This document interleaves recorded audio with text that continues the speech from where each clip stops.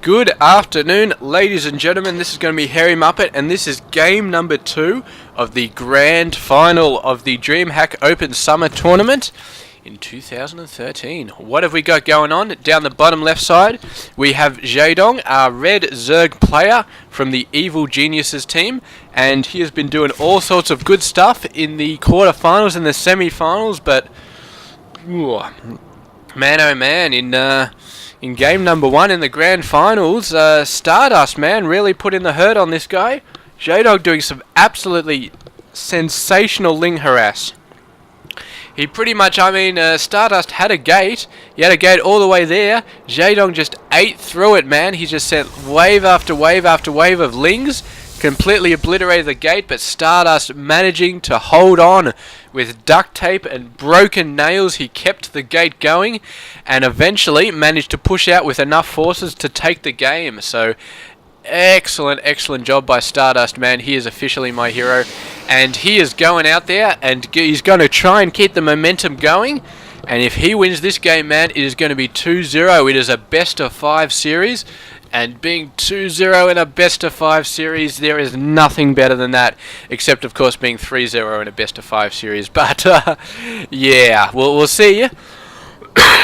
Bloody cough. We'll see how exactly this game goes. And we'll see what sort of awesome stuff happens. Now, this was Walker's, yeah, I think there's a little bit early. I don't know, is that a 14 gate? It may have been a 12 gate. That was really early, man. That was quite awesome. And there he goes. He's going down for the hatchery. So I think I've seen this build before. That you go for the pull, like the 14 pull, and then you go for like a 15 hatch or something, or a 16 hatch or something. So yeah, that's pretty awesome. We've got the Nexus coming down with the the Forge coming down straight after. Ignore the buildings disappearing. That's the game heart interface. It seems to do that every now and then. But they always come back, so we do not lose them forever. So yeah, that's cool. And yeah, a Nexus first, and then a Forge. We saw that. We saw StarDust do that last game. It's quite a good approach. He's going to build a cannon back here somewhere. You can see he's got a second pylon forming part of that wall, so he's going to have 2 pylons backing up his cannon, which is going to make it very hard.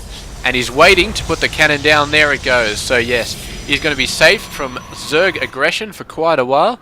Oh, is he going? Is he going for a third base? We saw this from Jaedong as well. I don't know if it's this fast, man. 4-minute mark, man. Is that the fastest third you have ever seen, or what? I may have seen a slightly faster one, but I cannot remember where I saw it. It's probably from Jaedong, man. That guy is absolutely crazy when it comes to economy, man. He is all over the place when it comes to economy. And the third base at the 4-minute mark is about as crazy as it comes, man. But here we go. The Protoss player is going to be breaking out the macro. He's going to be popping out workers like there's no tomorrow. He's got his cyber core about to come down. He's going to get a couple more gateways. He's going to start getting an army out. And yeah, just like last game, his mission is to not get screwed over by a massive amount of lings. And yeah, what have we got going on? This is actually, I actually forgot to go back and watch it, but this is what I forgot to look at in the previous game, because yeah, the 7-minute mark, man, Jaedong had like 10-20 billion lings, and he had a third base coming up as well. And I still don't know how he did it, but given that he put this base down at the 4-minute mark, I'm assuming by the 7-minute mark he could quite easily have a third base going down and a crap load of lings, because I mean, he's Jaedong, man. He's Jaedong. He's an awesome player, and he does awesome stuff. And there is nothing that he cannot do, man. If he wanted to go for a 3-minute Ultralisk rush tactic, I mean, who am I to say that he can't do it? Really, who am I to say he can't do it? He's just going to go ahead and do it. Even the game rules do not apply to Jaedong, man. He can do whatever the freaking hell he wants. And what he wants to do right now is to kill this Zealot, and he's going to sandwich it quite nicely between the Queen and the Lings. Doesn't look like it. The Zealot could just turn around now and start attacking the Lings. Probably kill 1 or 2 of them. But no, he doesn't want to turn around. He could kill a couple of them. He's not going to survive. Eventually he's going to die. There he goes. He just... What the... Okay, that was a bit of a miss... Whatchamacallit. There's a Stalker going around there. It's chasing that Ling though, but... Yeah, so bits and pieces here and there. And we are not seeing the massive amount of Ling harass that we saw last game. Jaedong choosing to go for a lot heavier, earlier economy. And we can see his 10 workers in the ahead. And he definitely was not this far ahead last game. So he's really been pushing the workers very nicely. And now he's getting out the Roach Warren. So he's switching it up all game. All of the quarterfinals, the semi-finals, man. He's been going for Lings, Bailings, and Mutas, man. And he's done so well. But last game, he ran into a bit of roadblock. So now he's going to switch it up. And we are going to see some Roach pressure from Jaedong. And yeah, will StarDust be expecting this? He's doing some sort of proxy down here. He wants to hit this third base. He wants to hit it hard. He's got a fairly good force versus the Lings. But the Roach Warren has just completed, and he's going to start building a crap load of roaches out. And I'm not sure. StarDust, though, is very good position. He's got the Lings and he's got the spine crawlers, but it looks like he's got a handle on both of those. And there's a very good chance he can take down this hatchery, but the roaches, I don't know. I don't think the roaches are going to be in time to save this. He's going to have to push in with a lot of guys. Here come the roaches. The roaches just popped out. The Lings are all going to swarm over these guys. They're going to pull back. They need to regroup, but the Zealots are coming out in front of the Stalker force. He's going to push out, and I think the Protoss has the advantage once again. They're going to take this Queen out. Roach is going to push out, but with the Zealots coming out the front, taking all of the hits. I think these Stalkers are going to have a decent chance of sniping this hatchery, but the Roach reinforcements coming in, pushing them slowly back. Protoss reinforcements matching them up head for head. And come on, Protoss, it's not quite close enough so he can just jump in there and snipe it. He needs to get a few good whacks at it, and right now the Roaches are keeping him occupied. He's got a closer pylon up here for better reinforcements. The Queens are starting to turn the tide of the battle. The Zealots are starting to get in there, but with Lings coming back out, the Protoss are just being pushed further and further back. I don't think either of these guys really has the advantage. They've been fighting for a full minute, 2 minutes right now, and neither player has the advantage. This is so close, it's not even funny. He's going to continue to go in. This spine crawler though in the Queens, man, I think is really giving the Zerg the home base advantage right now. And the Protoss just does not feel good about moving in here. But yeah, this Zerg macro, man, he's got a slight macro advantage, and that's going to start to bend the favour as the minutes press on. And you can see the Zerg, he's starting to get a very scary army here. I think he does have the advantage here. The Zealot getting in there, but the Roaches have the range, and they're able to hit a couple of the Stalkers. And when the Protoss holds, at this point, he has the advantage. But as soon as he goes up the ramp, the Zerg has the advantage. It is Protoss versus Zerg. Zerg is better in an open field. Protoss is better in a choke point. And my god, that battle was just absolutely epic. It didn't have epic units, but it was epic nonetheless. And I really, really like Jaedong's decision to go for Roaches because, yeah, I mean, the Lings weren't doing it for him last game. They were getting wiped out by that Protoss ground army, and the Roaches really, really showing that they are a necessary part of the Zerg army. He's going to start wiping out all of these probes, and I don't know, is he going to go for a very big Roach push? I'm not sure. It's going to be very scary if he does. This is not a good position for StarDust. He could probably move his Zealots out into the front and do a couple of hits. But I'd like to see him get Zealot speed. I'd like to see him get a lot more ground forces. Maybe some temporary Immortals to deal with those Roaches. He is getting a Robo facility up. But in the end, he needs to decide, am I going to get Colossus? Am I going to get High Templar? Or am I going to get some sort of air tech option? And it still remains to be seen which one he is going to go for. But one thing is for certain, this is going to be a very scary battle between these two players. The Lings trying to run in, but they do not want to try and go in. They would probably all get wiped out. Some of them may have made it past, but probably not.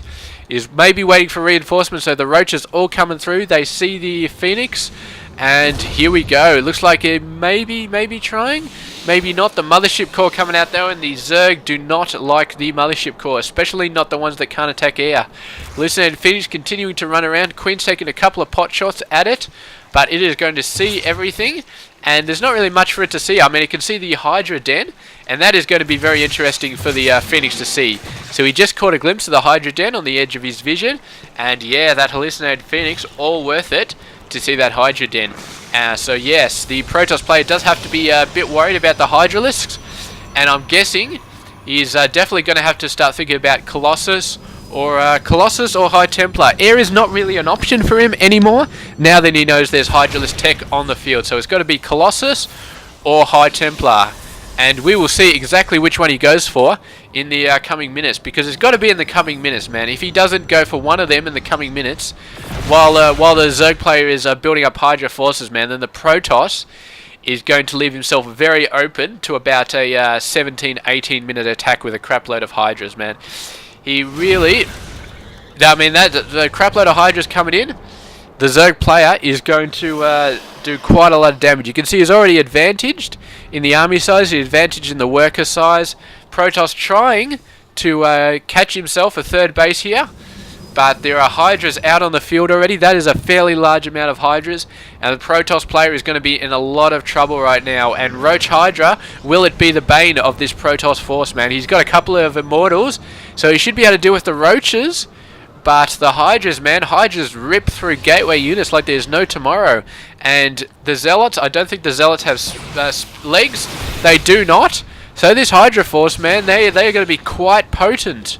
He needs Colossus, he needs Zealot with legs, or he needs High Templar. And he has none of those things at the moment. So I'm really worried about this Protoss force here. I think it is going to be taking the pain very soon from this Roach Hydra, with maybe some Lings going around and flanking them. And yeah, he's moving onto the creep right now, so he's going to go in.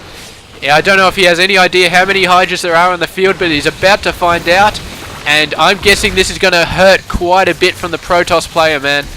It may be some force fields. If he gets out some nice force fields, he might be able to save himself. Split up the Roaches from the Hydras. If he can split those up, then he would be able to do an awesome amount of damage. You can see an opportunity here, the Time Warp coming in. He splits up a couple of Roaches there, going to kill all of these. But that is not going to help him that much. It's a small drop in the ocean. He would have liked to get more of them split off. Unfortunately, it didn't happen. The Zerg thinking about doing it.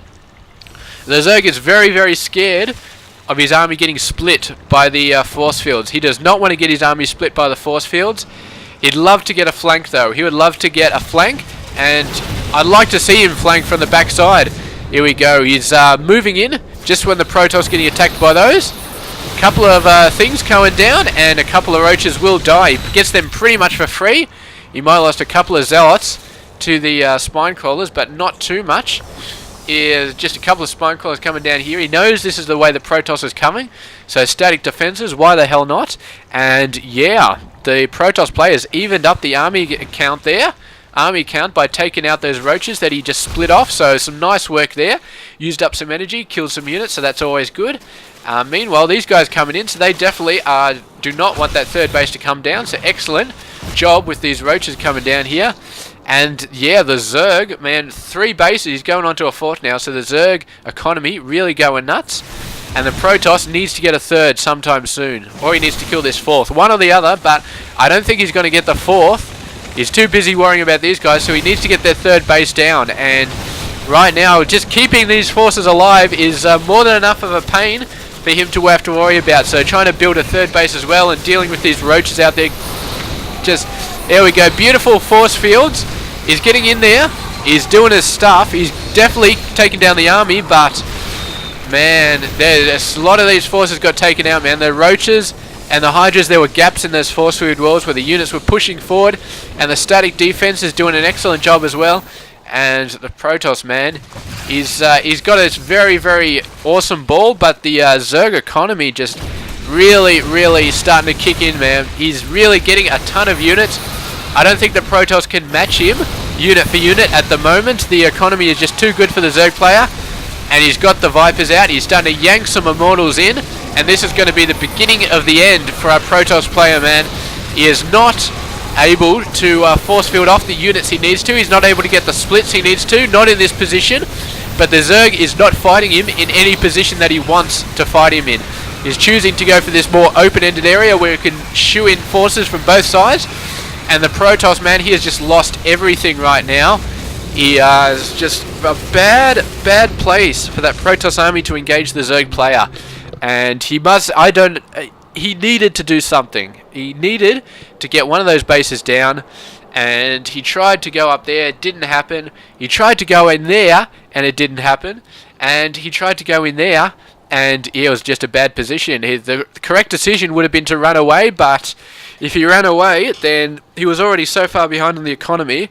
I don't know, man. Unless he moved back, got the third base, solidified it, and then pushed out again when he had a bit more forces, but his economy was already in bad straits at that point. He was already starting to go down, and yeah, man, I mean, Jaedong just pushing back really, really hard, getting that ultra early third expansion, not worrying about the pressure, but getting that ultra early, tech switching to Roach Hydra, man, and he's been going Mutiling all game, but showing that he knows how to play Roach Hydra very well, and that was the exact unit composition that he needed to get versus the units that StarDust loves. I mean, the Zealots, the Immortals, the Sentries, man, all of them very awesome. That composition very awesome versus Mutiling. I mean, the Zealots take care of the whatchamacallit. The Zealots take care of the Lings, and the Immortals take care of the buildings. And I mean, Sentries are,